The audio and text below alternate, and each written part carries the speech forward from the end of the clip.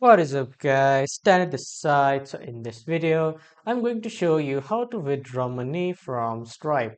So let's get started. So first off, head over to Google or any browser and then in the search bar, type in Stripe or stripe.com. After that, you will be redirected to this login or sign up page of Stripe, wherein if you are new to Stripe, you will see the option of sign in here on the right side.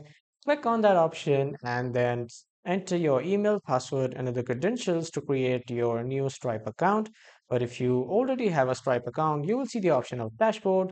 Click on this to directly access the dashboard. Now, after coming to the dashboard on the left side, you can see this balances section. Click on this, and after that, on the right side at the top, click on the settings icon. After clicking on the settings icon, under the account settings, click on business. And after clicking on businesses, click on bank accounts and currencies. And from here, click on add a bank account. And after that, send the verification code to your email and enter all your bank account details. And when you are done, you can just simply select the payout schedule for manual payouts or automatically for every day, week, or month.